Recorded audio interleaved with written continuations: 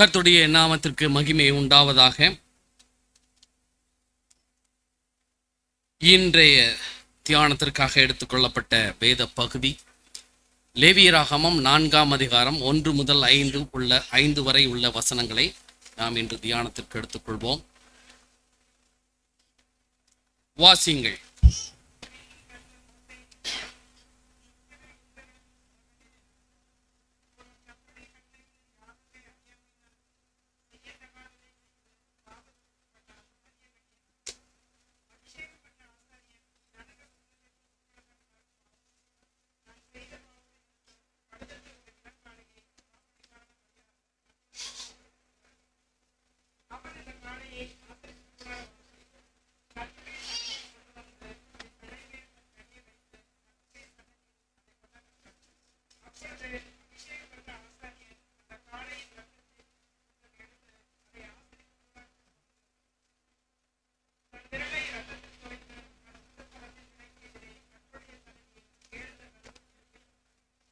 ஆமென். பாவ நிவாரண பலியின் முக்கியத்துவம். பாவத்தின் சாபத்தையும் அதன் கொடூரத்தையும் சுமந்து நிற்கும் ஆதாமுக்கும் ஏவாளுக்கும் 2 மிருகங்களை அடித்து தேவனுடைய கட்டளைகளை மீறினதினாலே, தேவனுக்கு கீழ்ப்படியாமல் போனதினாலே மிருகங்களை அடித்து இருவருக்கும் உடைகளை உடுத்தி அவர்களை வெளியே அனுப்பிவிட்டார். ஆதியாகமம் 3ஆம் அதிகாரம் 21ஆம் வசனத்திலே இந்த செய்தியை நாம் வாசிக்கலாம். அவர்கள் செய்த பாவத்திற்காக, பாவத்தின் நிவாரணத்திற்காக பலி செலுத்தி அவர்களின் நிர்வாணத்தை மூடி அவர்களுக்காக ஆசாரிய பணியை நிறைவேற்றி அவர்களை அனுப்பி வைத்தார். தேவன் இஸ்ரவேல் மக்களையும் எகிப்து தேசத்தில் இருந்து புறப்பட பண்ணி அவர்களை அந்த கொடுமையின் நிகழ்வில் இருந்து விடுவித்து அவர்களை வனாந்தரத்தில் அழைத்து வந்து அவர்களுக்கும் அந்த மக்களுக்கு கொடுத்தது இந்த பாவ நிவாரண பலியாகும். தங்களுடைய பாவத்திலிருந்து விடுதலை அடைய வேண்டி கொடுத்ததுதான் இந்த பாவ நிவாரண பலியாகும். பலியிடப்படும் மிருகமானது எப்படி இருக்க வேண்டும் என்று தேவனே நியமித்து கொடுத்திருக்கிறார். ஆசாரியனுக்கும் முழு சமுதாயத்திற்கும் ஒரு காளை, ஒரு தலைவனுக்கு ஒரு வெள்ளாடு, சாதாரண குடிமகனுக்கு வெள்ளாட்டு குட்டி அல்லது வெள்ளாடு அல்லது 2 புறாக்கள் அல்லது 2 புறா குஞ்சுகள். இந்த பலியினுடைய நோக்கம் ஆசாரியன் மற்றும் சமுதாயத்தின் மக்களுக்காக மீட்பின் பொருளை தேவனுக்கு பாவ நிவாரண பலியாக செலுத்த வேண்டியது கட்டாயமாக இருந்தது. தேவனுடைய சமூகத்திற்கு செல்ல வேண்டுமானால் அவர்கள் பரிசுத்தமுள்ளவர்களாக இருப்பது மாத்திரமல்ல, அவர்கள் கொண்டு போகும் பொருளும் சுத்தமாக இருக்க வேண்டும் என்று தேவன் விரும்புகிறார். லேவியராகமம் 11ஆம் அதிகாரம் 45ஆம் வசனத்திலே, நான் உங்கள் தேவனாய் இருக்கும்படி உங்களை எகிப்து தேசத்தில் இருந்து வர பண்ணின கர்த்தர் நான் பரிசுத்தர் ஆகையால் நீங்கள் பரிசுத்தராய் இருங்கள் என்று சொல்லி இருக்கிறார். நான் எப்படி இருக்கிறேனோ அப்படி போல நீங்களும் மீட்கப்பட்டவர்களாகி நீங்களும் இருக்க வேண்டும் என்று தேவன் விரும்புகிறார். 1 பேதுரு 1ஆம் அதிகாரம் 15ஆம் வசனத்திலே, எப்படி பரிசுத்தமாய் இருக்க வேண்டும்? உங்களை அழைத்தவர் பரிசுத்தராய் இருக்கிறது போல உங்கள் நடக்கைகள் எல்லாவற்றிலும் பரிசுத்தராய் இருங்கள் என்று எழுதியிருக்கிறதே. உங்கள் நடக்கைகள் எல்லாவற்றிலும் பரிசுத்தமாய் இருக்க வேண்டும். பரிசுத்தம் இல்லாமல் ஒருவனும் கர்த்தரை தரிசிப்பதில்லையே. எபிரேயர் 12ஆம் அதிகாரம் 14ஆம் வசனத்திலே சொல்லுகிறது. பரிசுத்தம் இல்லாமல் தேவனுடைய சமூகத்திற்கு சென்றால் மாண்டு போவார்கள். எனவே அவர்கள் சாகாதபடிக்கு அவர்கள் பாவ சுத்திகரிப்பு முறையை தேவன் தாமே அவர்களுக்கு நியமித்து கொடுத்திருக்கிறார். மகா பரிசுத்த ஸ்தலம் கோடேஸ் அகாடசிம் என்று சொல்லப்பட்டிருக்கிறது. மகா பரிசுத்த ஸ்தலத்திற்கு பரிசுத்த ஸ்தலத்திற்கு அக்கோடஸ் என்று சொல்லப்பட்டிருக்கிறது. இந்த வார்த்தை பொதுவான பரிசுத்த இடத்திற்கு சொல்லப்பட்டிருக்கிறது. அதாவது திரைக்கு இப்புறமாக உள்ள விளக்கு தண்டு வைக்கிற இடம், அப்ப மேஜை, தூப பீடம், இந்த இடத்திற்கு வைக்கப்பட்ட பெயர்தான் அக்கோடேஸ். பரிசுத்த இடம் என்பது விளக்கு தண்டு, அப்ப மேஜை, தூப பீடம் இவைகள் வைத்திருக்கிற இடம்தான். ஆனால் முழு ஆசரிப்பு கூடாரமுமே பரிசுத்த இடமாக இருக்கிறது. யாத்திராகமம் 26ஆம் அதிகாரம் 33ஆம் வசனத்திலே கொக்கிகளின் கீழே அந்த திரைச்சீலையை தொங்கவிட்டு சாட்சி பெட்டியை அங்கே திரைக்குள்ளாக வைக்க கடவாய். அந்த திரைச்சீலை பரிசுத்த ஸ்தலத்திற்கும் மகா பரிசுத்த ஸ்தலத்திற்கும் பிரிவை உண்டாக்கும் என்று சொல்லப்பட்டிருக்கிறது. ஒரு வகையில் முழு ஆசரிப்பு கூடாரமும் பரிசுத்த இடமாக இருக்கிறபடினாலே அந்த பரிசுத்த ஸ்தலத்திற்குள் தேவன் வாசம் செய்யும் அந்த இடத்திற்குள், தேவன் மேகத்தின் மேல் இருக்கும் அந்த இடத்திற்குள் செல்ல வேண்டுமானால் அவர்கள் பரிசுத்தமாக இருக்க வேண்டும். அதாவது அங்கே செல்லும் முறை, ஆரோன் வாசஸ்தலத்திற்குள் போவதற்கு முன்பாக தான் வழக்கமாக அணிய வேண்டிய அழகான அந்த ஆடையை அணிந்து, தேவன் எந்த ஆடையை அவர்களுக்கு கொடுத்திருக்கிறாரோ அந்த ஆடையை அணியாமல் அவர்கள் செல்ல முடியாது. லேவியராகமம் 16:4 அவன் பரிசுத்த சணல் நூல் சட்டையை தரித்து தன் அறைக்கு சணல் நூல் ஜல்லடத்தை போட்டு சணல் நூல் இடைக்கச்சையை கட்டி சணல் நூல் பாகையை தரித்து கொண்டிருக்க வேண்டும். அவைகள் பரிசுத்த வஸ்திரங்கள். அவன் ஜலத்தினாலே ஸ்நானம் பண்ணின பின்புதான் அதை என்ன செய்ய வேண்டும்? அதை அணிந்து கொண்டு உள்ளே செல்ல வேண்டும். லேவியராகமம் 16:32 மற்றும் 33 அபிஷேகம் பெற்றவனும் தன் தகப்பன் பட்டத்திற்கு வந்து ஆசாரிய ஊழியம் செய்ய பிரதிஷ்டை பண்ணப்பட்டவனுமாகிய ஆசாரியனே பாவ நிவர்த்தி செய்ய கடவன். வேற யாருமே என்ன செய்ய முடியாது, அந்த பாவ நிவர்த்தியை செய்ய முடியாது. நியமிக்கப்பட்ட அந்த ஆசாரியனே அதை செய்ய கடவன். அவன் பரிசுத்த வஸ்திரங்களாகிய சணல் வஸ்திரங்களை உடுத்தி கொண்டு பரிசுத்த ஸ்தலத்துக்கும் ஆசரிப்பு கூடாரத்துக்கும் பலிபீடத்துக்கும் பிராயச்சித்தம் செய்து ஆசாரியருக்காகவும் சபையின் சகல ஜனங்களுக்காகவும் பாவ பிராயச்சித்தம் செய்ய கடவன் என்று சொல்லப்பட்டிருக்கிறது. அந்த ஆசாரியன் பரிசுத்த முறைமையோடு சென்று பரிசுத்த தேவன் கொடுத்த ஆடையை அணிந்து கொண்டு, பிரத்யேகமாக கொடுக்கப்பட்ட ஆடையை அணிந்து அவன் உள்ளே பிரவேசிக்க வேண்டும். முறையான பிரவேசம், அதாவது அது முறையான பிரவேசம். தேவன் என்ன சொன்னாரோ அதன்படி செய்வது முறையான பிரவேசம். இது முறையற்ற பிரவேசத்தை குறித்து இங்கே பார்க்கலாம். பரிசுத்தம் இல்லாமல் பரிசுத்த ஸ்தலத்தில் பிரவேசித்தபடியினால் கர்த்தருடைய சந்நிதியில் மரித்து போனார்கள். லேவியராகமம் 10ஆம் அதிகாரம் 1-2 வாசிங்க பாருங்க.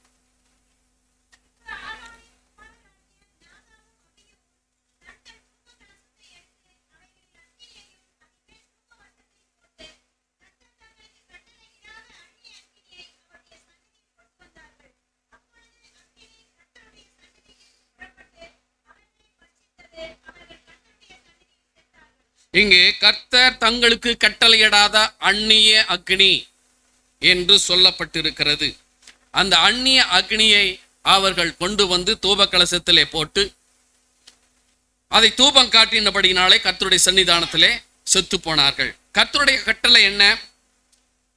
லேவியராகமம் 16ஆம் அதிகாரம் 12-13 கர்த்தருடைய சந்நிதியில் இருக்கும் பலிபீடத்தின் மேலுள்ள எங்கிருக்கிற பலிபீடத்தின் மேல் இருக்கிற நெருப்பு தழலினால் தூப கலசத்தை நிரப்பி பொடியாக்கப்பட்ட சுகந்த தூப வர்க்கத்திலே தன் கைப்பிடிகள் நிறைய எடுத்து திரைக்கு உட்புறமாக கொண்டு வந்து தான் சாகாதபடிக்கு தூப மேகமானது சாட்சி பெட்டியின் மேல் இருக்கும் கிருபாசனத்தை மூடத்தக்கதாக கர்த்தருடைய சந்நிதியில் அக்கினியின் மேல் தூப வர்க்கத்தை போட வேண்டும். அந்த இடத்துக்கு உள்ள பிரவேசிக்கிறான்னாவே என்ன செய்ய வேண்டும்? தூப மேகம் அதிகமாக இருக்கும். தூப கலசத்திலிருந்து புகை அதிகமாக வர வேண்டும். அதாவது பலிபீடத்தின் மேலுள்ள நெருப்பை எடுக்கணும். இவங்க எங்கிறது எடுத்துட்டு போனாங்க. தூபப்படத்துல கீழே எடுத்து போட்டு கொண்டு போய் அதை எங்க போடுவாங்க? பாளையத்துக்கு வெளியே போட்டுவாங்க, சாம்பல் கொட்டுற இடத்துல. எப்பொழுதுமே பலிபீடத்தின் மேல் இருப்பது பரிசுத்தமானது.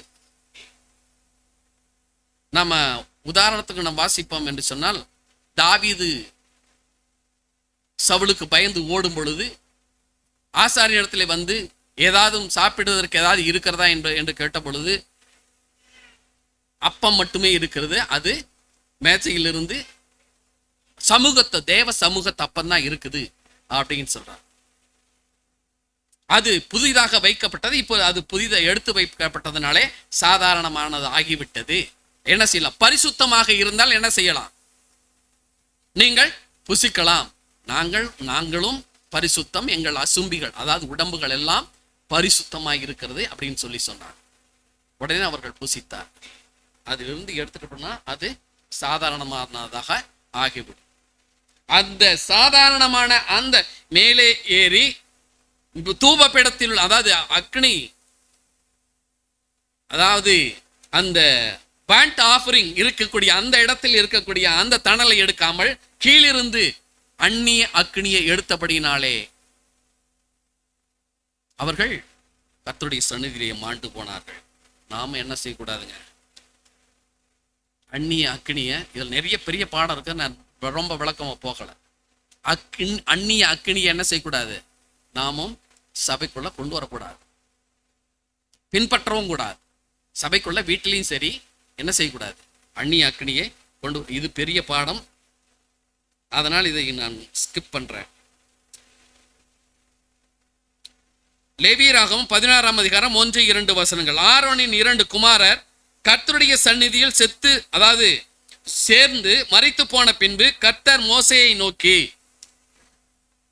கிருபாசனத்தின் மேல் ஒரு மேகத்தின் மேல் காணப்படுவேன்.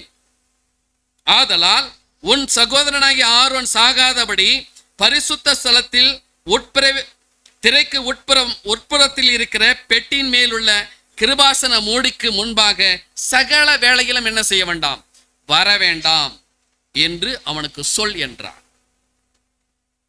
அதற்கு பின்பாக அவர் சொல்கிறார், வருடத்தின் மிக முக்கியமான நாள் யோம் கிப்போர், இபிரே பாஷையிலே யோம் கிப்போர் என்று அழைக்கப்படும் பாவ நிவாரண நாள், அதாவது பாவ பரிகாரம் செய்யக்கூடிய அந்த நாளிலே 7ஆம் மாதத்தின் 10ஆம் நாள் வரும்.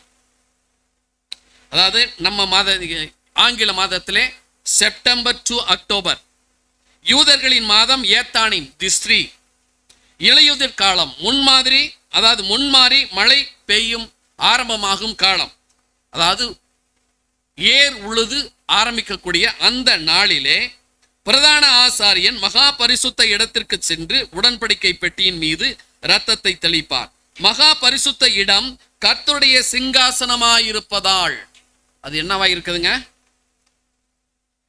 கர்த்தருடைய சிங்காசனமாயிருப்பதால் அதற்குள் பிரவேசிக்கிறவர்கள் பரிசுத்தமாக இருக்க வேண்டும். எரேமியா 17:12, எங்கள் பரிசுத்த ஸ்தலம் ஆதி முதற்கொண்டு உயர்ந்த மகிமையுள்ள சிங்காசனமாய் இருக்கிறது. அது தேவனுடைய உயர்ந்த சிங்காசனமாய் இருக்கிறபடினாலே அங்கு பிரவேசிக்க வேண்டுமானால் தேவனுடைய சமூகத்திலே, அதாவது எபிரேயர்ல சொல்லுகிறது, கிருபாசனத்தண்டை நெருங்கும் தைரியத்தை நாம் பெற்றிருக்கிறோம் அப்படின்னு. எதனாலே?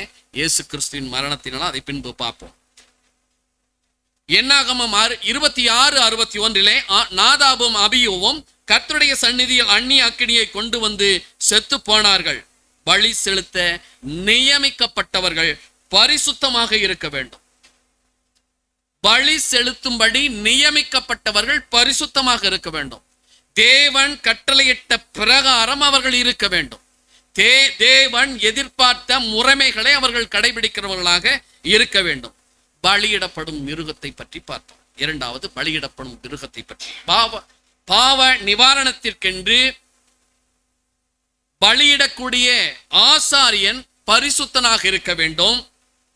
பலியிடப்பட வேண்டிய மிருகம் எப்படி இருக்க வேண்டும் என்று, பலியிடப்படும் மிருகம் ஆரோக்கியமானதாகவும் பழுதற்றதாகவும் இருக்க வேண்டும். ஏனெனில் தேவன் எப்பொழுதும் சிறந்ததையே கோருகிறார், சிறந்ததையே எதிர்பார்க்கிறார், சிறந்ததையே கேட்கிறார். பேதுரு கிறிஸ்துவை பற்றி குறிப்பிடும் பொழுது மாசில்லாத பழுதற்ற ஆட்டுக்குட்டி என்று கூறுகிறார். அவர் பாவம் இல்லாத இறைமைந்தனான இயேசு கிறிஸ்து என்று பேதுரு சொல்லுகிறார். பேதுரு எழுதின நிருபத்திலே லேவியராகமம் 4ஆம் அதிகாரம் 3ஆம் வசனம். அபிஷேகம் பெற்ற ஆசாரியன் ஜனங்கள் குற்றத்திற்கு உட்படத்தக்கதாக பாவம் செய்தால் தான் செய்த பாவத்தின் நிமித்தம் பழுதற்ற ஒரு இளங்காளையை பாவ நிவாரண பலியாக கர்த்தருடைய சந்நிதியில் கொண்டு வர கடவன். பழுதற்ற பலியாக கொண்டு செல்ல வேண்டும். அதாவது கூணு குருடு நசல் கொண்டது இதையெல்லாம் என்ன செய்யக்கூடாது, பலியாக செலுத்தப்படக்கூடாது. செலுத்தினால் அது அவனுக்கே அது சாபமாக மாறி போகும். 4ஆம் வசனம். அவன் அந்த காளையை ஆசரிப்பு கூடார வாசலிலே கர்த்தருடைய சந்நிதியில் கொண்டு வந்து அதன் தலையின் மேல் தன் கையை வைத்து கர்த்தருடைய சந்நிதியில் அதை கொள்ள கடவன். ஏன் தலைமையில கை வைக்கணும்? இவன் செய்த பாவத்தை எல்லாம் அந்த மிருகத்தின் மீது ஏற்றப்படுவதற்கு அடையாளமாக அந்த மிருகத்தின் மீது கை வைக்க வேண்டும். இவன் செய்த பாவம் எல்லாம் அந்த மிருகத்தின் மீது ஏற்றப்பட்டு அது பலி செலுத்தப்பட வேண்டும். அப்படி செலுத்தப்படும் போது இவன் அடைய வேண்டிய துன்பத்தையும் இவன் அடைய வேண்டிய அந்த தண்டனையையும் அந்த மிருகமானது ஏற்றுக்கொண்டபடியினால இவர் சுதந்திரவாளி. இவன் சுதந்திரவாளியாக இருக்கிறார். இயேசு கிறிஸ்துவும் பாவமற்றவர். ரோமர் 3ஆம் அதிகாரம் 10ஆம் வசனம் படி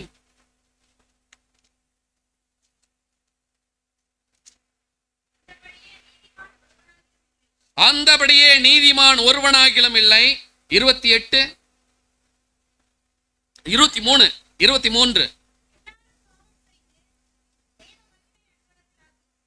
மனிதனாக பிறந்த எல்லாருமே பாவம் செய்து என்ன ஆயிட்டாங்களா? தேவ மகிமையற்றவர்களானார்கள். அப்படி இருக்கும் பட்சத்திலே ஒரு பரிசுத்தமான மனுஷன் ஒருத்தன் கூட இல்லை. இந்த பாவிகளுக்காக மரிப்பதற்கென்று இந்த உலகத்திலே ஒருவரும் இல்லை.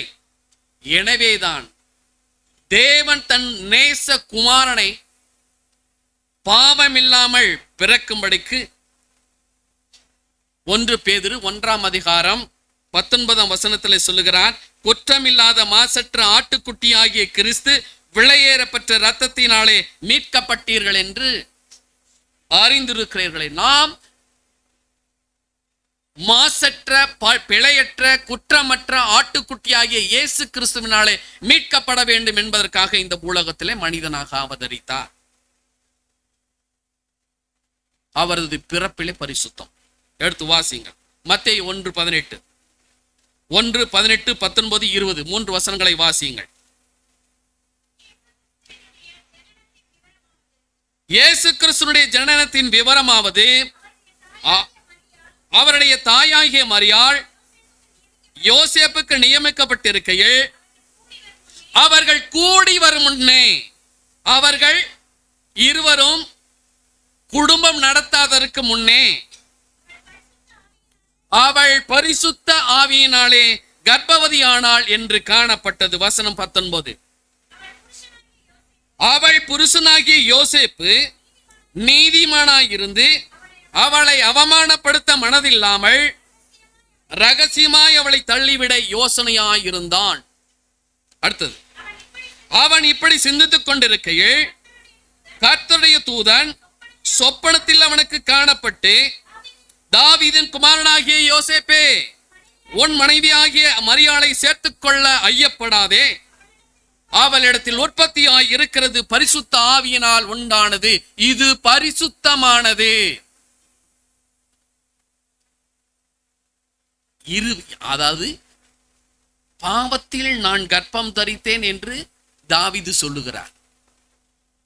ஆண் பெண் சேர்க்கையின் மூலமாக வந்தது அது பாவம். ஆதாமின் மூலமாக வந்த பாவம், ஜென்ம பாவம் கடத்தப்படுகிறபடியினாலே அது அப்படி வந்தது. இங்கே பரிசுத்த ஆவியினாலே கர்ப்பவதியானாள் என்று காணப்பட்டது. அவருடைய பிறப்பிலே பரிசுத்தம். மத்தேயு 27:4 காட்டி கொடுக்கப்பட்ட கயவன் யூதாசினுடைய கூற்று, குற்றமில்லாத இரத்தத்தை நான் காட்டி கொடுத்ததினால் பாவம் செய்தேன். குற்றமில்லாத இரத்தத்தை காட்டி கொடுத்ததினால் நான் பாவம் செய்தேன். அவர் குற்றமற்றவர். காட்டி கொடுத்த யூதாசும் சொல்லுகிறார். தேசாதிபதியாகிய பிலாத்து சொல்லுகிறார். மத்தேயு எழுதின சுவிசேஷம் 27:24 காலம் அதிகமாகிறதே இல்லாமல் தன் பிரயத்தினால் பிரயோஜனம் இல்லை என்று பிலாத்து கண்டு தண்ணீரை அள்ளி ஜனங்களுக்கு முன்பாக கைகளை கழுவி, இந்த நீதிமானுடைய இரத்த பலிக்கு நான் குற்றமற்றவன், நீங்களே பார்த்துக் கொள்ளுங்கள் என்று சொல்லுகிறார். இதே அதிகாரத்திலே இந்த பிலாத்துவினுடைய மனைவி சொல்லுகிறாள், இந்த நீதிமான் நிமித்தமாக அவரை ஒன்றும் செய்ய வேண்டாம், அவருக்கு ஒரு கடிதம் எழுதி அவருக்கு ஒன்றும் செய்து விடாதீர்கள், இந்த நீதிமானுக்கு ஒன்றும் செய்து விடாதீர்கள், இந்த நீதிமான் நிமித்தமாக எனது சொப்பனத்திலே வெகுபாடுபட்டேன், இவர் நீதிமான் என்று பிலாத்துவின் மனைவியும் சொல்லுகிறார். கிறிஸ்துவின் கூற்று.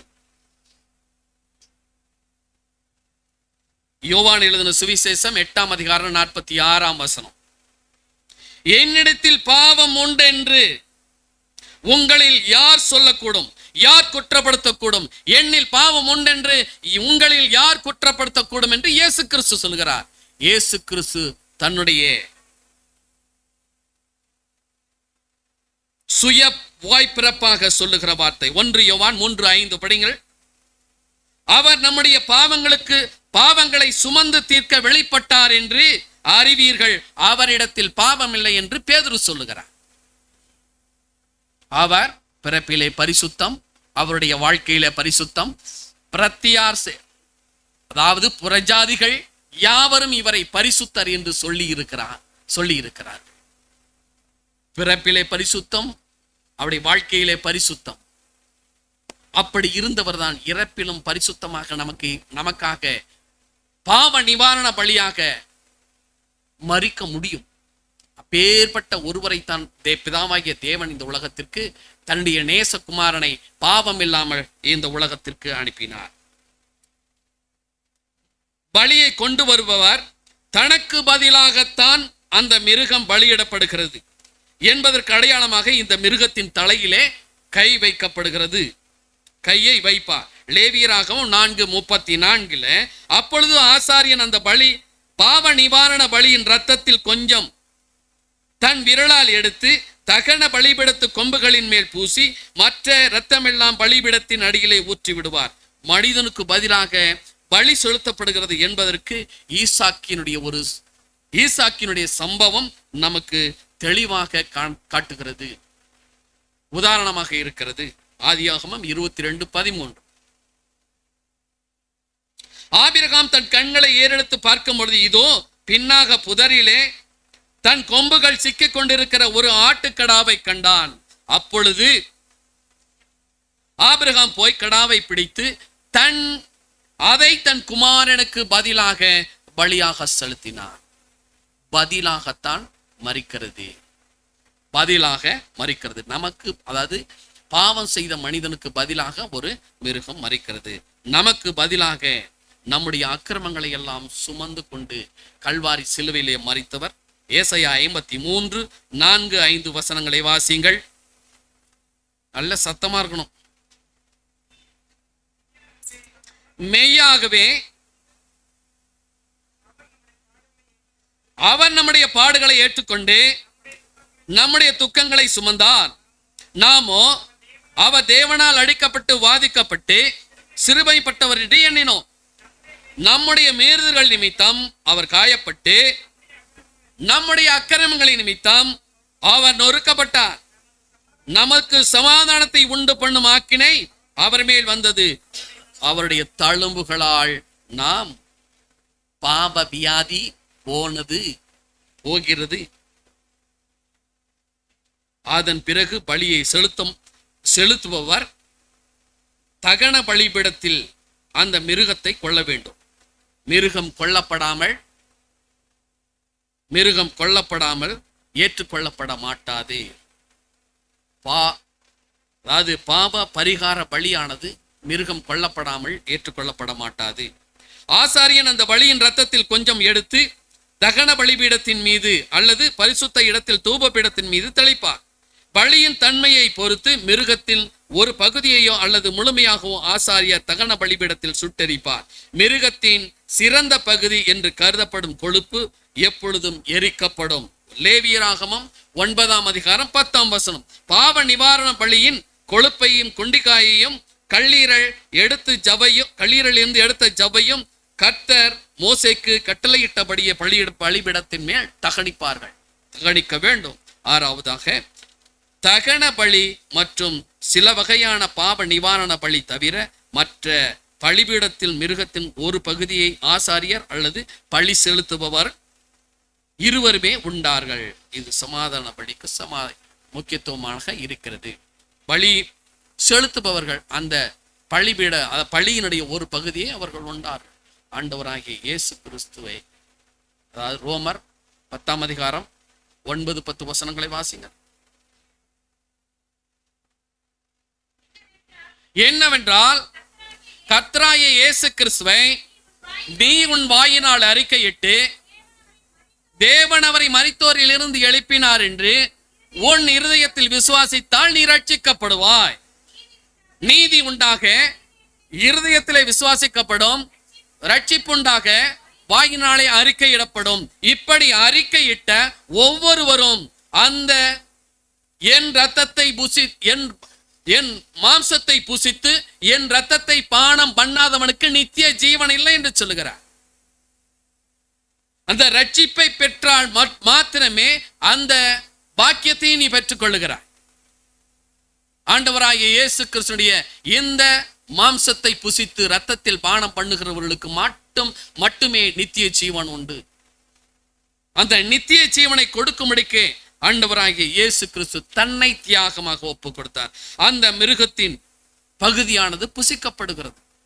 எபிரேயர் 13:11-12 ஏனென்றால் அந்த மிருகத்தின் இரத்தம் பாவங்களின் நிமித்தமாக பரிசுத்த ஸ்தலத்திற்குள் பிரதான ஆசாரியனாலே கொண்டு வரப்படுகிறதோ அந்த மிருகத்தின் உடல் பாளையத்திற்கு புறம்பே சுட்டரிக்கப்படும். அப்படியே ஆண்டவராகிய இயேசு கிறிஸ்துவும் பாளையத்திற்கு புறம்பே, எருசலேமுக்கு புறம்பே நமக்காக பாடுகள் அனுபவித்தார். அந்த பாடுகளின் நிமித்தமாக அந்தபடியே இயேசுவும் தம்முடைய சொந்த இரத்தத்தினாலே ஜனத்தை மீட்கும், தம்முடைய ஜனத்தை பரிசுத்தம் செய்யும்படியாக நகர வாசலுக்கு புறம்பே பாடுபட்டார் என்று எபிரேயர் 13:12 சொல்லி இருக்கிறது.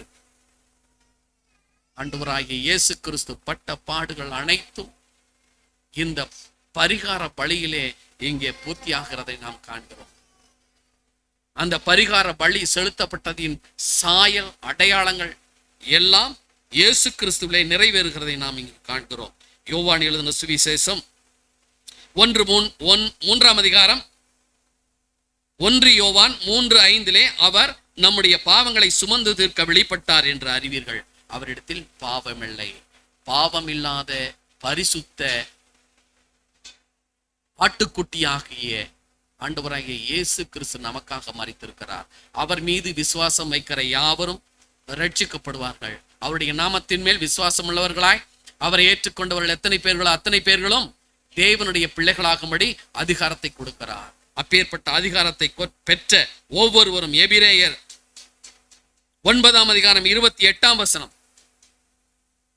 கிறிஸ்துவம் அநேகருடைய பாவங்களை சுமந்து தீர்க்கும்படி ஒரு தரம் பலியிடப்பட்டு பாவமில்லாமல் ஆவலுடன் தமக்காக காத்து கொண்டிருக்கிறவர்களுக்காக ரட்சிப்பை அருளும்படி 2ஆம் தரம் தரிசனமாவார்.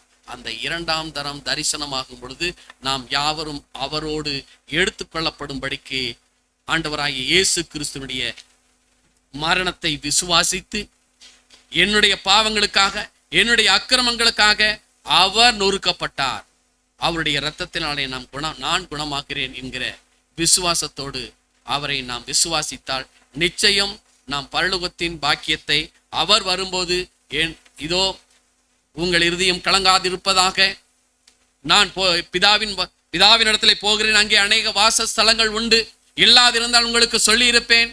ஒரு ஸ்தலத்தை உங்களுக்காக ஆயத்தம் பண்ண போகிறேன். நான் திரும்பி வந்து நான் இருக்கிற இடத்துல நான் உங்களை திரும்பவும் அழைத்துக் கொள்வேன் என்று சொல்லுகிறார். அந்த அழைப்புக்கு பாத்திரவான்களாக மாற வேண்டுமானால் ஆண்டவராகிய இயேசு கிறிஸ்து என்னுடைய பாவங்களுக்காக பரிகார பலியாக ஆண்டவராகிய இயேசு கிறிஸ்து மரித்தார் என்று விசுவாசித்தார். ரோமருக்கு எழுதின நிருபம் 10ஆம் அதிகாரம் 9-10 வசனங்களிலே சொல்லப்பட்ட அமைப்பின்படி நீ விசுவாசித்தால் ரட்சிக்கப்படுவாய். ரட்சிப்படைந்தால் மகிமைப்படுத்தப்படுவாய். தேவனுடைய வருகையிலே நீ மறுரூபமாக்கப்படுவாய்.